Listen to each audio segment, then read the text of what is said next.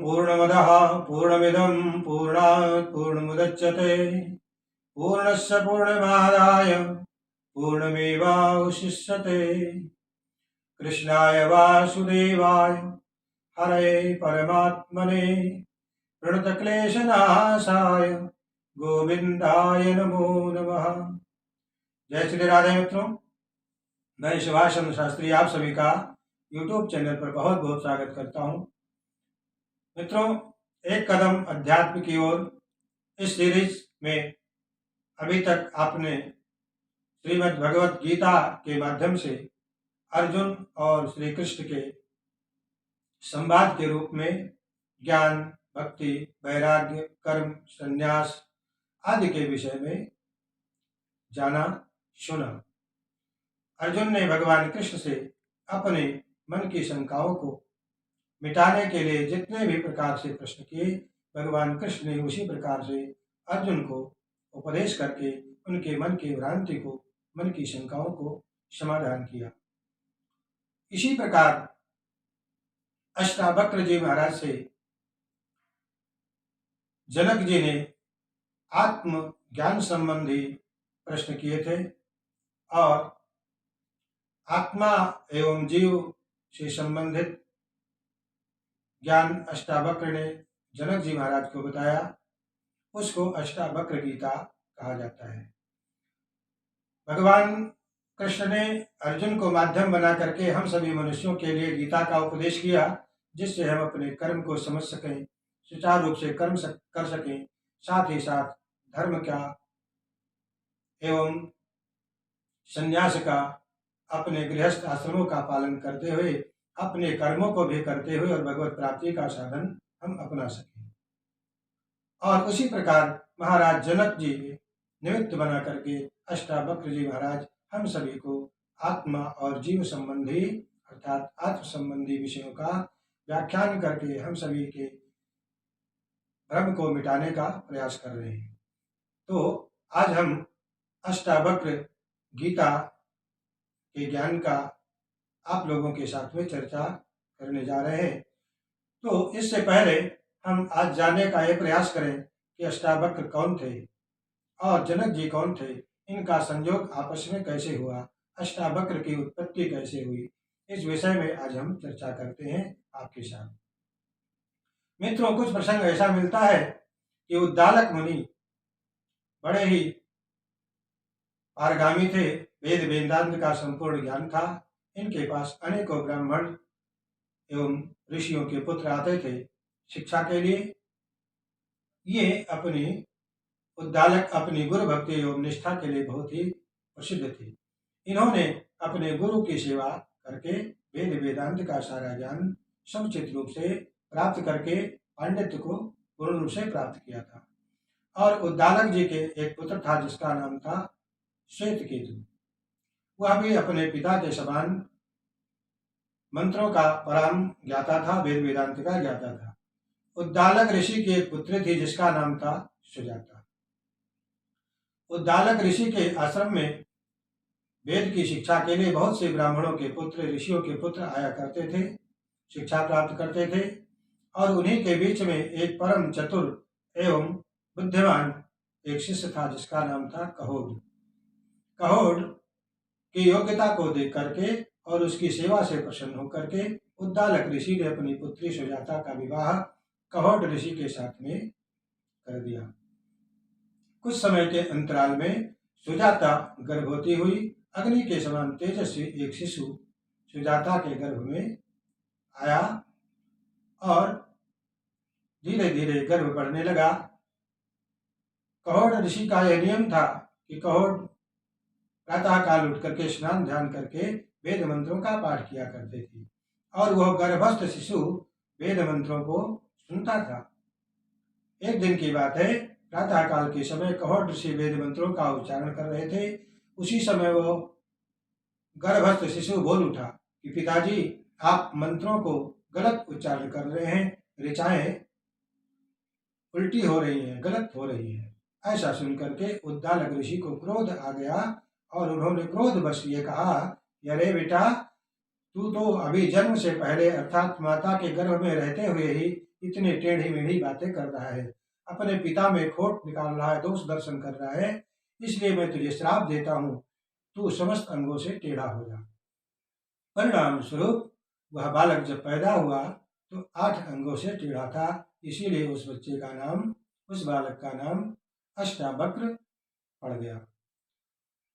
प्रसंग आता है कि जिस समय अष्टावक्र जी गर्भ में ही थे और प्रसव काल नजदीक आ रहा था, तो सुजाता ने अपने पति से अर्थात कहोड़ से कहा कि स्वामी, अब तो बालक के जन्म का समय नजदीक आ गया है और घर में खर्च के लिए धन की कमी है, अतः किसी प्रकार से कहीं से कुछ धन लेकर के व्यवस्था करके लाओ, जिससे अपना काम चल सके, क्योंकि बालक के जन्म के समय बहुत से आवश्यकताएं पड़ेंगी।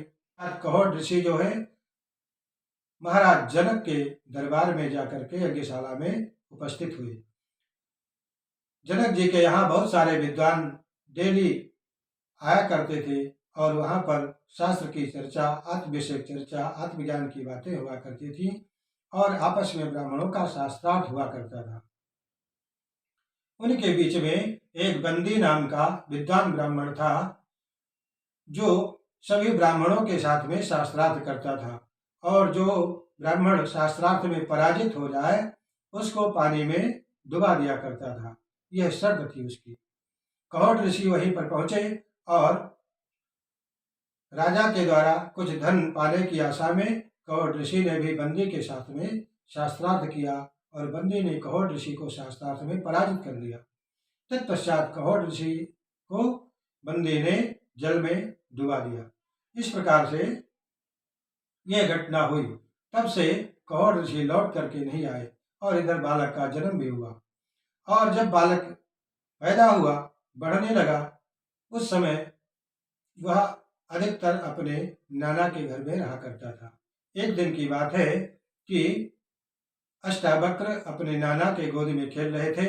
उसी समय उद्दालक मुनि का लड़का श्वेत केतु आया और कहने लगा कि गोद से उतर जाओ, अगर पिता की गोद में बैठना है तो तुम अपने पिता की गोद में बैठो। ऐसा सुनकर के वह बालक रोने लगा। रोता हुआ जा करके अपनी माता सुजाता को सारी बात बताई और पूछने लगा कि माता, हमारे पिता कहाँ हैं, हमारे पिता कौन है, तुम उनके विषय में मुझे क्यों नहीं बताती, पिता से मुझे क्यों नहीं मिलाती। ऐसी बातें बेटे के मुख से सुन करके सुजाता का हृदय भर आया और पूर्व वृत्तांत सारा अष्टावक्र के सामने सुनाया। किस प्रकार से तुम्हारे पिता को बंदी नामक ब्राह्मण ने जल में डुबा दिया था, इसलिए बेटा तुम्हारे पिता अब इस संसार में नहीं है। माता के द्वारा जब ऐसा सुना तो उस तेजस्वी बालक के मन में क्रोध आया और प्रतिज्ञा कर लिया कि जिस बंदी ने हमारे पिता को शास्त्रार्थ में पराजित करके जल में डुबाया था, मैं भी उस बंदी के साथ में जाकर के शास्त्रार्थ करूंगा और उसे पराजित करूंगा, प्रतिशोध लूंगा। ऐसा मन में प्रतिज्ञा करके और जाकर अपने नाना से यह बात बताई और परिणाम स्वरूप अष्टावक्र अपने मामा श्वेत केतु के साथ में चल पड़े। महाराज जनक के राज दरबार का पता पूछते पूछते अष्टावक्र चल पड़े। उसी समय राजा जनक की सवारी निकली थी। जनक महाराज अपने हाथी पर सवार होकर के आ रहे थे और ये दोनों बालक श्वेत केतु और अष्टावक्र मस्त हाथी की बात झूमते झूमते अपने मौज में चले जा रहे थे। सड़क के बीचों बीच में, मार्ग के बीचों बीच में चल रहे थे। राजा के सेवकों ने जब इन दोनों को रास्ते से हटाना चाहा कि तुम रास्ते से अलग हो जाओ, महाराज का हाथी आ रहा है, सवारी आ रहा है, तो ये दोनों हटे नहीं। और अष्टावक्र ने जवाब दिया कि राजा अपने राज्य का राजा होता है, उसके लिए अगर तुम रास्ता साफ करा रहे हो तो हम भी कोई अरे गहरे तो है नहीं, हम भी विद्वान ब्राह्मण के पुत्र हैं और हम रास्ते से नहीं हटेंगे। पहले ब्राह्मण का सत्कार करना उचित होता है, उसके बाद में राजा का, इसलिए मैं रास्ते से नहीं हटूंगा। ये सारी बातें सुनकर के राजा जनक को मन ही मन प्रसन्नता भी हुई और मन ही मन मुस्कुराने लगे। तत्पश्चात दोनों ही बालक राजा के दरबार की तरफ चल पड़े। जब यज्ञशाला के नजदीक पहुंचे तो वहां पर द्वारपालों ने इनको अंदर प्रवेश करने से मना कर दिया कि इतने छोटे अबोध बच्चों को यज्ञशाला में नहीं प्रवेश मिलेगा, तुम लोग अंदर नहीं जा सकते हो। इस पर अष्टावक्र ने निर्भीकता पूर्वक कहा कि तुम हमें अंदर जाने से रोक रहे हो, ऐसा क्यों? द्वारपालों ने कहा कि तुम अभी बच्चे हो, वहां पर तो ज्ञानी लोग और वृद्ध लोग जाते हैं। तो अष्टावक्र ने कहा कि तुम शरीर के अवस्था को देख रहे हो, ज्ञान को नहीं। जो आत्मज्ञानी है वह सब में वृद्ध ही माना जाता है। अष्टावक्र के ऐसे ओजस्वी वाणी को सुनकर के राजा को बड़ा ही आनंद हुआ और उन दोनों बालकों को यज्ञशाला में प्रवेश प्राप्त हुआ और राजा भी धीरे धीरे पीछे पीछे चल करके यज्ञशाला में आ गए। यज्ञशाला में पहुंचने पर दोनों बालकों को देख करके और सब लोग आश्चर्य में पड़ गए। लेकिन अष्टावक्र ने कहा कि हे राजन, हे महाराज, मैंने आपके दरबार के और आपके नाम की, आपकी कथानक के विषय में बड़ी ख्याति आपकी सुनी है। आप कितने धर्मवान हैं, कितने परम ज्ञानी हैं और ज्ञान के प्रति आपकी कितनी आकांक्षा रहती है। आपके दरबार में निरंतर ब्रह्म की चर्चा होती रहती है और यह भी सुना है कि एक बंदी नाम का ब्राह्मण विद्वानों से शास्त्रार्थ करता है और मैं आज शास्त्रार्थ करने के लिए आया हूँ। उसकी शर्त यह है कि जो शास्त्रार्थ में पराजित होता है उसे जल में डुबा दिया जाता है। फिर भी मैं उस बंदी नामक ब्राह्मण से शास्त्रार्थ करना चाहता हूँ। जो कुछ उसकी शर्तें हैं मुझे मंजूर है। ऐसा सुन करके तेजस्वी बालक की बातों पर महाराज को बड़ा आनंद हुआ। अपने उच्च आसन पर बैठ गए और सभा बुलाई गई और अष्टावक्र एवं बंदी दोनों के बीच में शास्त्रार्थ प्रारंभ हो गया और अंततः अपने तीखे तर्कों के द्वारा अष्टावक्र ने बंदी को पराजित कर दिया। पराजित होकर के बंदी ने अपना सर झुका लिया। उस समय अष्टावक्र ने कहा कि हे विप्र देवता, मैंने सुना है आज तक आपने अनेकों ब्राह्मणों को शास्त्रार्थ में पराजित किया है और तदुपरांत उनको आपने जल में डुबा दिया है। न्याय तो यही कहता है कि मैं भी शर्त के अनुसार आज आपको जल में डुबो दूं, लेकिन मैं ऐसा नहीं करूंगा। आपने ऐसा क्यों किया, मैं कारण जानना चाहता हूं।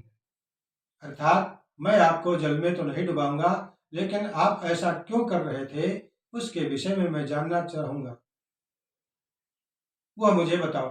उस समय बंदे ने कहा बड़े ही विनम्र होकर के, हे ब्रह्मज्ञानी बालक, ब्राह्मणों को जल में डुबाने का तात्पर्य कुछ दूसरा ही था। कारण यह है कि मैं कोई सामान्य ब्राह्मण नहीं हूं, मैं वरुण देवता का पुत्र हूं। मेरे पिता अपनी विभावरी नाम की नगरी में एक विशेष यज्ञ कर रहे हैं और उस यज्ञ में अच्छे अच्छे विद्वानों की आवश्यकता थी। दुनिया में वैसे तो बहुत सारे विद्वान हैं, लेकिन मैं शिखर के विद्वानों को वहां भेजना चाहता था, तो दूसरा और कोई तरीका था नहीं। इसलिए जो व्यक्ति मुझसे शास्त्रार्थ में पराजित हो जाता था, मैं उसको जल में डुबा देता था और वह सभी हमारे पिता के यज्ञशाला में चले जाते थे। तो इसलिए तुम्हारे पिता की मृत्यु नहीं हुई है, वह हमारे पिता अर्थात वरुण जी के यज्ञशाला में यज्ञ करा रहे हैं और यज्ञ के संपन्न होते ही तुम्हारे पिता फिर धरती पर प्रकट हो जाएंगे और सभी ब्राह्मण अपने अपने घरों को लौट जाएंगे। बंदी ने अष्टावक्र से कहा कि मैंने ब्राह्मणों को जल में डुबा करके मारा नहीं है, बल्कि मैंने उनको सम्मान दिया है और हुआ भी कुछ ऐसा ही। कुछ समय पश्चात सभी ब्राह्मण जो बंदी के द्वारा जल में डुबाए गए थे, वो सब लौट करके अपने अपने घरों को आ गए और इस दृश्य से, इस वृत्तांत से महाराज जनक को वक्र के प्रति विशेष आस्था पैदा हो गई। अब ये जनक कौन थे, यह कहना तो कठिन है, क्योंकि जनक की परंपरा में 19 जनक हो चुके हैं। मित्रों, 19 जनक में ये सब के सब जितने भी थे, इनको सबको विदेहराज कहा जाता है। देह तथा मन के धर्म से, सुख दुख आदि द्वंद्व से ये सब परे हो चुके थे, इसीलिए विदेहराज कहलाए। महाराज जनक का जो वंश है वो देववंश कहा जाता है। मनुष्य कोट में इनकी गणना नहीं होती। देववंश का कारण यह है कि एक बार राजा निमि यज्ञ कर रहे थे। निमि के गुरु वशिष्ठ वहां पर पधारे और वशिष्ठ से निमि ने एक यज्ञ कराने का आग्रह किया, अनुरोध किया। लेकिन उस समय वशिष्ठ जी किसी दूसरे के यज्ञ करने की हामी भर चुके थे, न्योता स्वीकार कर चुके थे। तो वशिष्ठ ने कहा कि हे राजन, इस समय मैं किसी और के यज्ञ को कराने के लिए जा रहा हूँ। मैंने निमंत्रण स्वीकार कर लिया है। लौट करके जब मैं आऊंगा तो फिर आपके यज्ञ को संपन्न कराऊंगा। ऐसा कह करके वशिष्ठ जी तो प्रस्थान कर गए। लेकिन शिष्य अर्थात जनक जी के मन में तीव्र वैराग्य था, इसीलिए सत्कर्म में देरी न हो जाए ऐसा विचार करके कि जीवन का कोई भरोसा है नहीं और सत्कर्म करने से चूकना नहीं चाहिए, तो और दूसरे ब्राह्मणों को बुलाया और उन सभी ने मिलकर के महाराज निम्न के यज्ञ को संपन्न कराया। और जब लौट करके वशिष्ठ जी आए, निम्न से मिले कि अब मैं लौट करके आ गया हूँ और तुम अपनी यज्ञ कर सकते हो। तो राजा ने बताया कि हमने तो और ब्राह्मणों को बुला करके यज्ञ संपन्न करा लिया। यह बात वशिष्ठ जी को अच्छी नहीं लगी और कुपित होकर के अपने श्राप दे दिया कि तुम्हारी मृत्यु हो जाए। शिष्य ने कोई अपराध तो ऐसा किया नहीं था और गुरु ने श्राप भी दे दिया। समय निम्न ने भी शिष्य धर्म और सत्य पर स्थिर रहते हुए उलट करके गुरु को श्राप दिया कि आपकी भी मृत्यु हो जाए, क्योंकि आपने दक्षिणा के लोभ से दूसरे यजमान का यज्ञ संपन्न कराया और मेरा यज्ञ नहीं कराया। इस प्रकार गुरु और शिष्य के बीच में एक दूसरे को श्रापित कर दिया, किंतु यह श्राप अनिष्टकारी न होकर के कल्याणकारी सिद्ध हुआ। आगे चल करके मित्रावरुणी के तेज से वशिष्ठ जी ने पुनः जन्म लिया और इधर निम्न राजा जब यज्ञ करा रहे थे तो उस समय गुरु ने जो श्राप दिया उससे वहीं पर उसकी मृत्यु हो गई। राजा के मरने पर ऋषियों मुनियों में हाहाकार मच गया। उस यज्ञ में अपना अपना भाग लेने के लिए देवता प्रत्यक्ष रूप से प्रकट होकर के आए थे। ऋषियों ने कहा कि यह तो बड़ा अनर्थ हो गया, हे देवताओं, अब आप लोग कुछ कृपा कीजिए। देवताओं ने कहा, आप जैसा चाहे हम वैसा कर सकते हैं, आप निमि को पुनः जीवित कर दीजिए, ऐसा ऋषियों ने कहा। देवताओं ने निमि की आत्मा को उस समय बुलाया और आत्मा को बुला करके कहा कि हे जीवात्मन, आप इस मृत शरीर में पुनः प्रवेश करिए जिससे कि राजा जीवित हो जाए। पर आत्मा ने स्पष्ट इनकार कर दिया। उस समय जीवात्मा ने कहा कि जिस शरीर ने मुझे अर्थात विराट से छोटा बना दिया, संकुचित बना दिया, जो मात्र 3.5 हाथ का है और जिसमें अनेक विकार भरे हुए हैं, मैं उसके बंधन में अब नहीं आना चाहता, क्योंकि अभी तो बंधन से मुक्त हुआ हूं। यहाँ मेरे ऊपर गुरु की कृपा है, गुरु ने मुझे विराट ब्रह्म बना दिया, अब मैं इस घेरे में आने वाला नहीं हूं। इतना कह करके आत्मा अदृश्य हो गई। निम्न का शरीर यज्ञशाला में लुढ़क गया। अब यज्ञ कैसे पूर्ण हो? यज्ञ अधूरा था। तो उस समय निम्न के शरीर का मंथन किया गया। राजा का जो मृत शरीर पड़ा था, सभी वैदिक ब्राह्मणों ने, ऋषियों ने मिलकर के शरीर का मंथन किया और उसमें से एक कुमार का जन्म हुआ।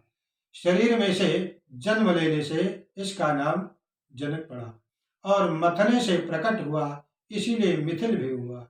इसी कुमार ने मिथिला नगरी को बसाया था। मिथिला राजधानी होने का यही कारण था। इस प्रकार महाराजा जनक का वंश दिव्य वंश कहलाता है। इनकी गणना मनुष्य कोटि में नहीं की जाती है। जगत जननी जानकी जी की उत्पत्ति इसी वंश में हुई है। अब जनक की परंपरा में जितने भी राजा आगे भी हुए वे सब ब्रह्मज्ञानी थे। राजा के दरबार में ब्रह्म विषय को लेकर के विद्वानों के बड़े बड़े शास्त्रार्थ होते थे। इनकी सभी सभा में प्रख्यात विद्वान याज्ञवल्क नाम का विद्वान भी आता था, जिसे उस समय महिलाएं विज्ञान विज्ञान में बहुत आगे थी। गार्गी और याज्ञवल्क के शास्त्रार्थ का प्रसंग उपनिषदों में कई जगह पर प्राप्त होता है। गार्गी ने एक शास्त्रार्थ में याज्ञवल्क को ललकारा और उनसे प्रश्न किया था, याज्ञवल्क बताओ संसार में कृपण कौन है? तो याज्ञवल्क ने उत्तर दिया, यो वै गार्गे एवं अमृतम अविदित्वा अस्मात् लोकात् प्रयाति स वै कृपणः। अर्थात याज्ञवल्क ने उत्तर दिया, अरे गार्गी, जो व्यक्ति संसार में जन्म लेकर न मरने वाले आत्मा अर्थात ब्रह्म के संबंध में विचार नहीं करता, उसको सबसे अधिक कृपण कहा जाता है। लोक व्यवहार में जो रुपए पैसे का कंजूसी करे उसे कृपण कहते हैं, पर याज्ञवल्क ने कृपण की यही परिभाषा बताई कि जिससे संसार में किसी अंधेरे कोने में जन्म ले लिया और आंख मूंद करके विदा हो गए, ऐसे आत्ममीमांसा जिसने नहीं की, आत्मा का ज्ञान जिसने प्राप्त नहीं किया, वह कृपण ही है। महाराज जनक तो तत्वज्ञानी थे। व्यासपुत्र शुकदेव को भी इन्होंने ज्ञान दिया था। प्रत्येक साधक के मन पर एक झीना सा पर्दा पड़ा होता है कि मुझे तत्व ज्ञान है कि नहीं।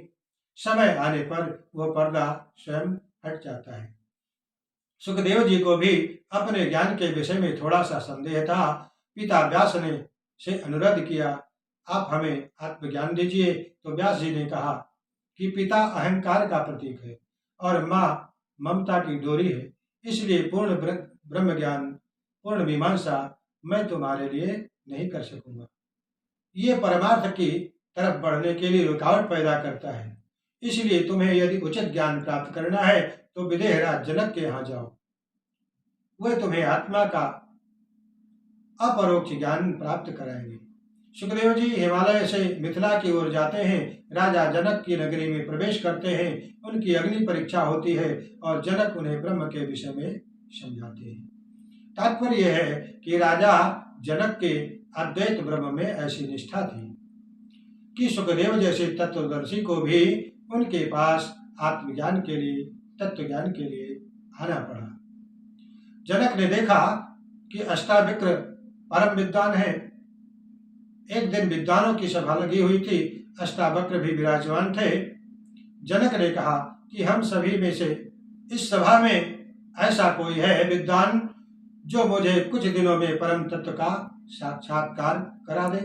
अर्थात विद्वानों की सभा में राजा जनक ने एकाएक ऐसी बात कही कि क्या हमारी सभा में ऐसा कोई विद्वान है जो मुझे कम से कम समय में आत्म साक्षात्कार कराने में समर्थ हो और मुझे मोक्ष की प्राप्ति का अनुभव हो जाए।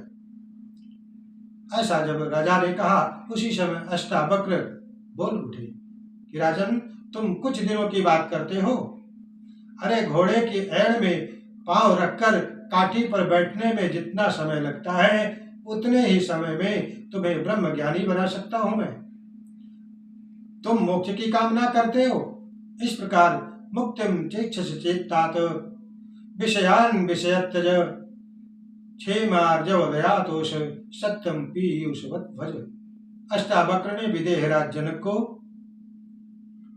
सभा में बैठ करके ज्ञान का उपदेश किया और जो कुछ अष्टावक्र ने जनक जी को शिक्षा दी, उपदेश किया, उसी को अष्टावक्र गीता के नाम से जाना जाता है। हम किसी बात को लहजे के अनुसार बार बार दोहराएं तो वह गीत बन जाता है। यह संसार को रिझाने वाला गीत नहीं है, यह आत्मा संबंधी गीत है। ऋषियों ने इसे बार बार गाया है, इसीलिए यह गीत है। और अष्टावक्र ने आत्मा को इसमें गाया है, इसीलिए इसका नाम अष्टावक्र गीता है। इसका एक दूसरा नाम भी है महागीता। इसका मूल नाम है अष्टावक्र संहिता। इसे कौशिकेय गीता भी कहते हैं। जब अष्टावक्र शाप से निवृत्त हो गए थे तो उन्होंने कौशिकेय इसका नाम रखा था। उपनिषदों में कई स्थानों पर उद्दालक ऋषि का नाम आता है। वहां ऐसा प्रसंग है कि कहोड उद्दालक के गुरुकुल में प्राचार्य थे। इनकी सात्विकता व सौम्यता से प्रभावित होकर के उद्दालक ऋषि ने अपनी बेटी सुजाता का विवाह कहोड के साथ में किया था। कहोड हर शिष्यों को वेद पढ़ाया करते थे। उन्होंने अपनी शिष्य मंडली में अशुद्ध ऋचा का पाठ बोला। उसी समय उनकी पत्नी सुजाता के मुख से ये वचन निकले कि आज आप वेद की ऋचा का अशुद्ध उच्चारण कर रहे हैं, सावधानी बरतिए, अन्यथा आपके शिष्य जगत में उपहास के पात्र बन जाएंगे। इतना कह करके सुजाता विस्मित होकर के अवाक रह गई थी और वो रोने लगी, किंतु कहोड वास्तविकता को समझते थे। वे बोले, सुजाते, ये तुम नहीं बोलती हो, ये तुम्हारे गर्भ में जो शिशु खेल रहा है, पल रहा है, वह शिशु ही बोल रहा है। अभी से इतना टेढ़ा, इतना तर्क वितर्क करना अभी से प्रारंभ कर दिया। अष्टावक्र कहीं का, ये मुझ में दृष्टि दोष रखता है, ये बड़ा टेढ़ा है।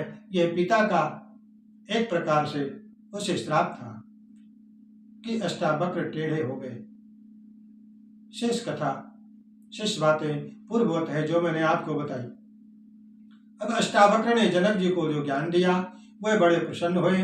गदगद कंठ से उन्होंने कहोड से कहा, मुनिवर, आप धन्य हैं जिन्हें ऐसा तत्वज्ञानी पुत्र प्राप्त हुआ है। उपदेश दे करके इन्होंने मुझे मुक्ति दिला दी। भगवान सबको ऐसा सुपुत्र दे। तब कहोड ने कहा कि राजन, जो मुझसे न हो सका वह मेरे पुत्र अष्टावक्र ने कर दिखाया। इसने मुझे भी आज तार दिया। तत्पश्चात उद्दालक ऋषि के आश्रम में जाकर के कहोड ने अष्टावक्र को समंदा नदी में स्नान कराया। स्नान करते ही अष्टावक्र का सारा शरीर ठीक हो गया। जो अंग उनके टेढ़े थे वो सब सीधे हो गए। तो पिता ने इनका नाम कौशिकेय रखा। अतः अष्टावक्र गीता को कौशिकेय संहिता के नाम से भी जाना जाता है। तो मित्रों, अष्टावक्र एवं महाराज जनक के विषय में कुछ संक्षिप्त चर्चाएं मैंने आज आपके सामने रखी हैं और अगले अंक से हम उस दिव्य ज्ञान की तरफ बढ़ेंगे क्रमानुसार जो अष्टावक्र जी ने महाराज जनक को उपदेश करके बताया। और मोह का पर्दा जनक जी का फट जाता है। आत्मा और ब्रह्म संबंधी समस्त ज्ञान उनको प्राप्त हो जाता है।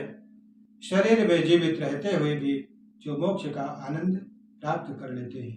तो मित्रों, आज के इस अंक में बस इतना ही। आप सभी इस वीडियो को दूसरों तक शेयर करें, लाइक एवं कमेंट करें तथा हमारे चैनल को सब्सक्राइब अवश्य करें। जय श्री राधे।